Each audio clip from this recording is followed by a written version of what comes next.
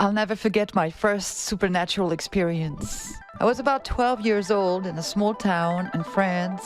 So I'm watching this music show on TV, and one of my favorite singers, Whitney Houston, is performing. And then I hear a strange and clear voice inside my mind telling me that one day I'll be in New York just like her, and I'll be a singer. You think you shine brighter than the stars above. The shadow on your smile says you're faking the love. It never feels right, but now I'm really sure, girl, you hate on me. Let it go. It's time to rise. Yes, it's time to rise.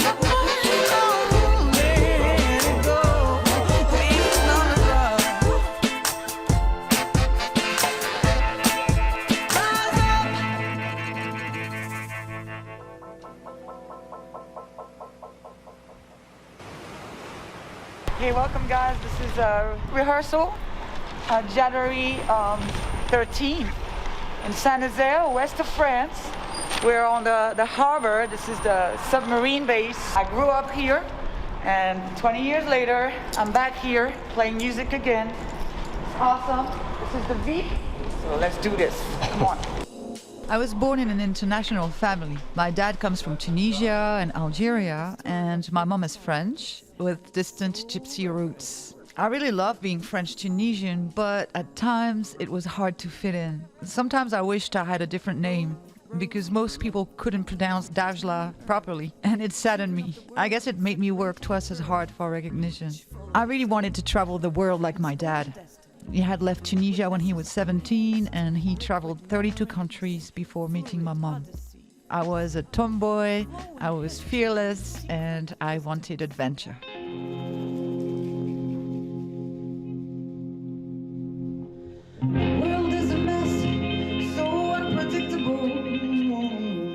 There was another moment when I was about 6 or 7, Michael Jackson Thriller came out, and I remember it shocked me. I was in awe of his music, of everything, and asked my mom to translate it, and at that time I decided that English would be a major language in my life. Somehow it's almost like my higher self decided that I had to learn English. I experienced quite a few key moments because age 6 my parents put me in the music conservatory, so I had excellent teachers, music theory, classical piano, and then jazz piano. Age 13 my jazz teacher took me to one of my first major shows was Ahmad Jamal in Nantes, so it had an impact on me. And then teenage years, 16, 17, I was hanging maybe with the wrong crowd sometimes and starting to get into trouble. And my mom decided to buy me a bass because vibe at home was really bad, and started to meet musicians in Saint-Nazaire. So I started to rehearse at the Reve on the harbor here in Saint-Nazaire and, doing contests, winning contests as a bass player. Yeah, I remember that was quite a change from the conservatory being quite rigid and then, the rock bands and the whole scene. So yeah, that was very interesting and great. I had decided to pursue music studies, so I went to the university for a musical year. I ended up not really staying long in the music university, but I met a lot of musicians. Rennes was an amazing city at the time, and I had met the singer of a ska band, and so I learned a lot about him, about ska music and rocksteady music. So I spent about a year and a half, 2 years in Rennes. Get you free, your mind.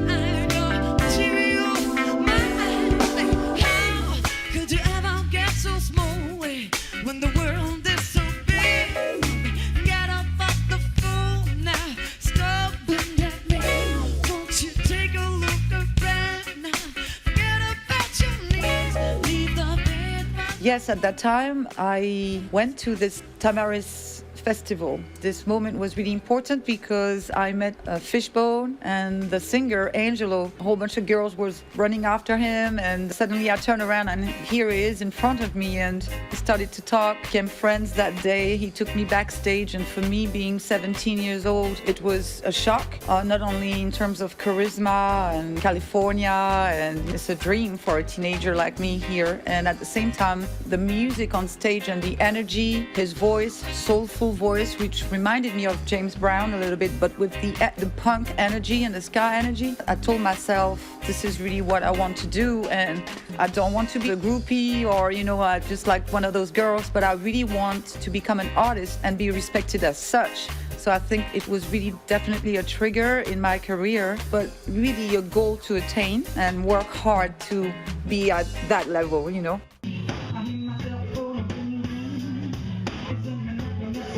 I needed a change of life. I decided to move to London, and I went there not really knowing what was happening or where I would go. It was, the adventure. I landed in London. I found a little bedsit in Portobello, Ladbroke Grove, which is Jamaican reggae area. I went to Carnaby Street and I found a job there in the ska shop, selling rocksteady and ska clothing.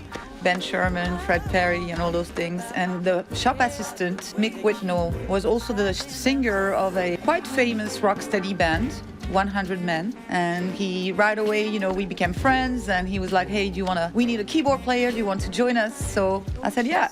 And this was the beginning of my career as a musician in London in the 90s. It was amazing, very good. We would get paid, and then the same day we'd go to the Red Lion pub and drink with the friends and musicians. And yes, it was really fabulous. After a while, I just did not recognize myself in the lyrical content of what the singers were singing about, and I decided to move back to France to write my own. I had things to say, and I noticed that I was better at expressing myself in music rather than in everyday life. After a few months, I moved to Nantes and I met the incredible musician and producer Benjamin Bouton, who was one of the first musicians and producers to bring the acoustic hip-hop scene in France. So you could refer to the Roots in Philadelphia. You think you shine brighter than the stars above. The shadow on your smile says you're faking the love. It never feels right, but now I'm really sure. Girl, you hate on me. Remember nothing, girl with an attitude. Chica, look out, chica, you so very rude. Treat me bad, treat me like a fool. Go away now and never come back. Go away now. So meeting Benji was a key moment. He was looking for somebody. I was singing and writing in English. He had productions, beats, and started working together, and everything went so fast. We came with an album. Somebody sent it to Jean-Louis Brossard from the Musicale Festival. Dajla, c'est une jeune chanteuse soul, un peu rhythm and blues. Je l'avais vue la première fois sur scène. Elle était bassiste et chanteuse d'un groupe qui s'appelle Nouvelle. J'avais trouvé sa voix fort intéressante. Et là, donc, j'ai reçu une maquette avec quelques titres. Et je trouvais qu'elle chantait particulièrement bien en anglais et vraiment qu'elle avait un univers. Donc, on la retrouvera donc le 9 décembre au Transmusicale. And Jean-Louis loved it, and he just told us, hey, I want you guys for the Transmusicale. So literally within 2 months, we had to get a band together and get ready. Everything went so fast. Wax Taylor, who was one of the artists at the time, gave us a deal in his record company. And in that year, 2006, was an explosion of things. So it was Printemps de Bourges, Élysée Montmartre in Paris, huge venues, the 1 o'clock news, the TV anchor saying my name, Claire Chazal at the time. It was just very fast. So we traveled around the world, we did some tours, magazines, everything went very, very fast. True, to you and me, rise up. So Soul Poetry was our first album and definitely kickstarted my career. After that, after this series of tour, we started writing a new album, but we didn't really think it consciously. We went along with life. And we had met a choreographer who took us to Gabon, Central Africa. And I had always wanted to go there, although I'm from North Africa, I'm Tunisian, but I had never been to Central Africa. And now we traveled to Gabon. We were asked to write the music of his dance show. When we got to Gabon, it was a shock meeting the Pygmy culture and their ancestral traditions with ancient instruments. We're in the trance of their ceremonies. We discovered I would hear jungle music, I could hear techno music, I could hear soul and jazz, and it was definitely a revelation. So from this experience came the EP, The Motherland, and then the second album, The Meaning meaning of life. These albums were received very well by the press, by music magazines, Groove magazine, you know, all the music magazine at the time. But I think the industry were expecting something in the line of my first single, Remember Me. And, you know, we went against that thing, but we followed, you know, our creation and our art. So I decided to go back to London, and also because the music industry was changing, going into digital. We were producers, Benji and I, of our music, and we realized perhaps as producers it would be a better idea to find finance in order to produce something bigger and then get a producer to open more doors. I moved to London first, and then Benji followed me. And then I moved to London in order to find partners, see what was going to happen. Are you ready? Dajla, D-A-J-L-A.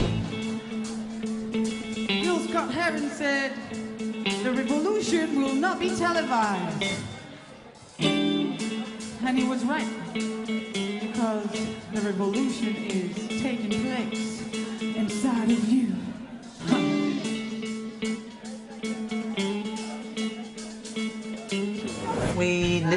My parents would listen to Bob Marley all the time.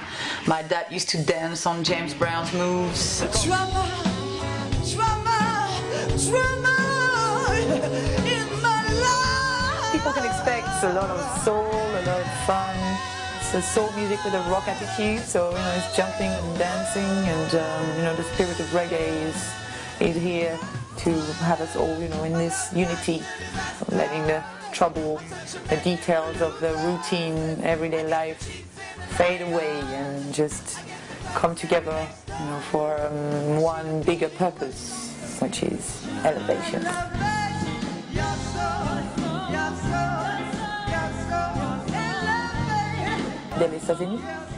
Who's a major inspiration as well, because he comes from the Fela family, and, you know, I'm a big fan of Afrobeat. It's part of my life. And for me, like I said before, the one about your man, that's the one that gets me. My man, yeah. Yeah, my man. That's something I cannot get from no one else. She has a great understanding of like jazz, funk, soul. One of the lowest points in my life was when my friend Giles was killed. His activism for a peaceful France got him some unwanted attention from some radical groups. Because I had no spiritual grounding at the time, it confused me. But in the following years, music is really what kept me grounded while looking for answers on the meaning of life. I later realized that this departure triggered a chain of events in my life by pushing me out of my comfort zone, having to make a living in a foreign country, and acquire the skills and experience needed to become a songwriter. And the strangest thing is that nearly 20 years later, the former members of my friend's band invited me for a tribute concert. At the event, I found this beautiful picture vinyl record showing Bad Girl playing bass on stage with the Batman characters. What I didn't know then, that 1 year later, I would meet the producer of my new album, and that his name was Commissioner Gordon from Batman. And the funniest thing was that at the time, my nickname was Dajla the White Tiger, after the Marvel character. I tell you, life is stranger than fiction.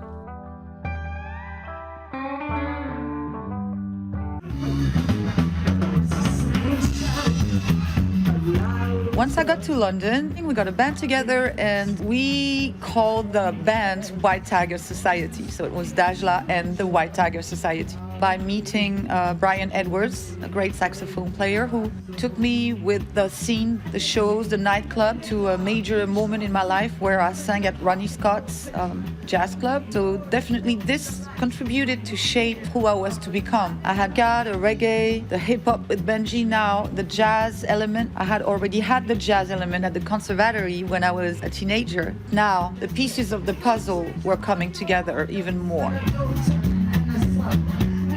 So I'm like, okay, who do I want to work with? So I was in London in my apartment that day. I pick up Lauryn Hill's album, Miseducation, turn around, I see Gordon Williams' name. I go on Google, I find his Facebook page, and he's holding the Grammy Awards, and, you know, he's smiling and he looks so cool. I'm like, I want to work with him. So I write him an email and then he gets back to me. And he's like, I'm coming to London next week, let's meet. So I'm like, oh my God, what's happening? Oh, what am I gonna do? So I'm terrified, I'm scared. And here he comes. We're supposed to meet, but something happens. I forget all my hard drives, blah, blah, blah, So we can't meet, but we still communicated online on Skype, and I sent him some music, he liked it, and a relationship formed like that. Then very quickly he tells me that the money guys that I had found were not the right people for the project. So suddenly I see the dream shattering, and I go, oh, no.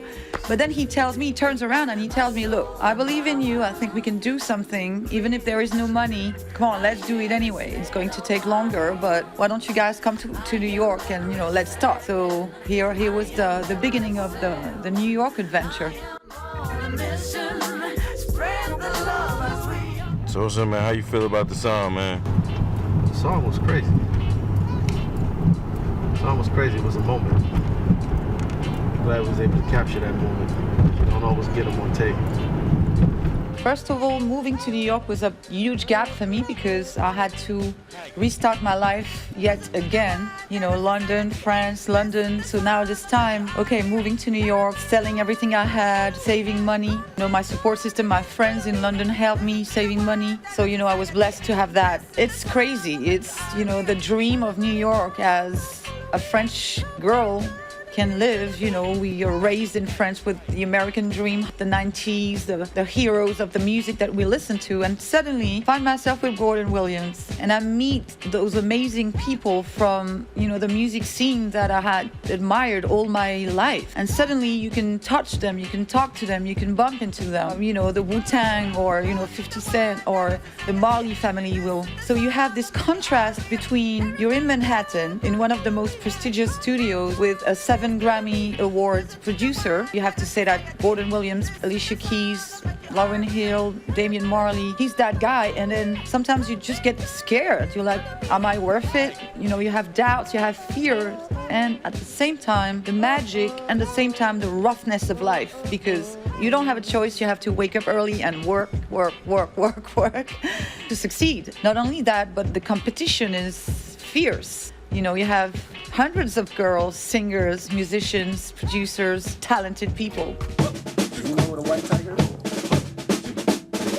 It's in New York that Gordon and I decided to create the collective White Tiger Society to be able to work with musicians from all around the world. So not only Dajla's album, but also project involving artists, musicians, painters, b-boy, b-girl, dancers, poets, filmmakers. This is the concept, and also to be involved in education with the youth. Not only for music, but also to help psychologically and to help the young people to get on with their life.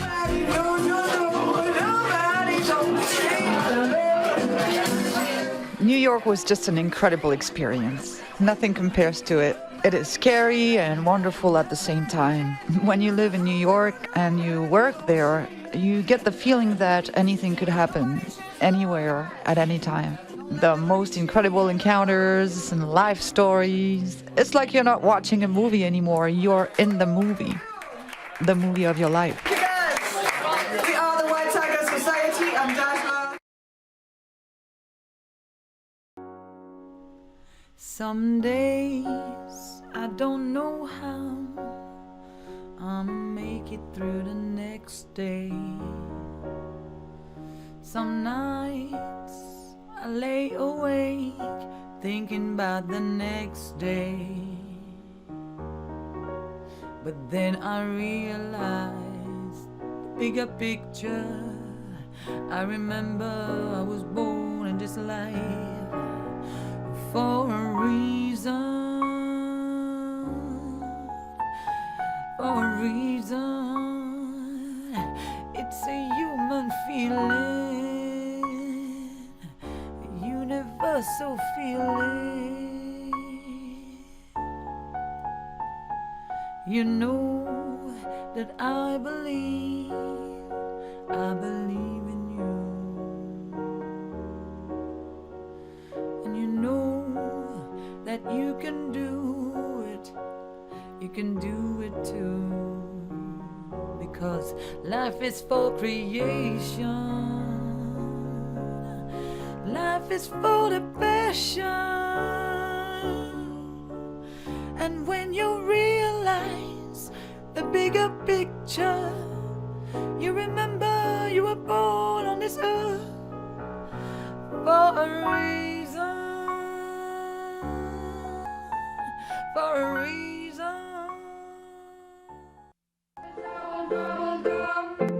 There is also projects with the youth, develop workshops, master classes, and share our knowledge and our experience to inspire and to help people, keep believing in their dream despite the crisis that we're going through right now. And even though there are challenges in life, I want to show people that although my life has been made of a lot of challenges, the dream and the vision and the hard work keeps you going. And then you realize that, things happen. And there is an Arabic proverb that I like that says that God opens the doors for you, but you have to push them.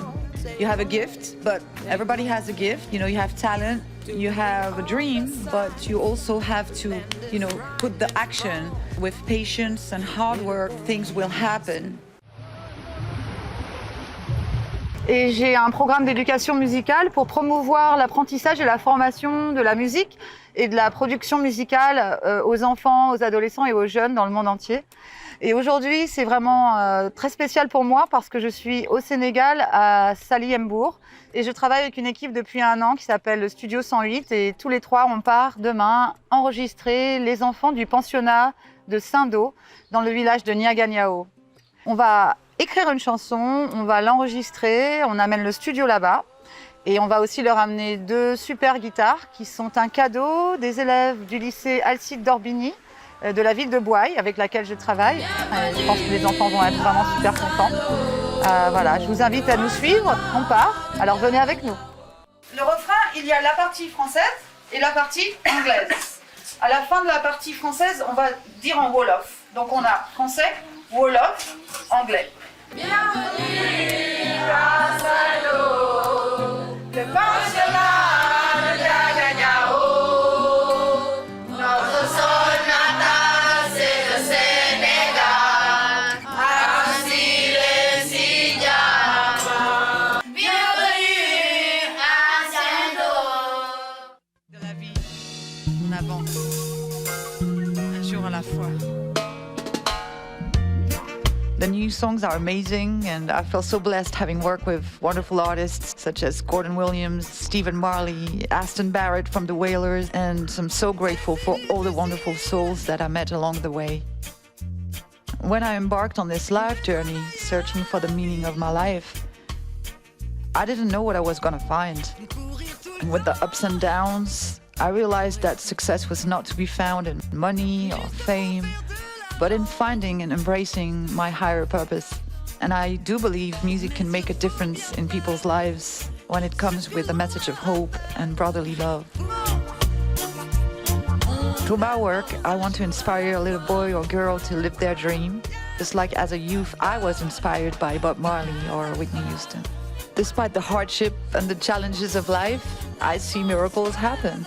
I know that God opens the doors for us to reach our dreams, but our duty is to share the blessings, to inspire, care for one another, to keep the human spirit alive for the future generations. I hope my story inspires you to fulfill your destiny.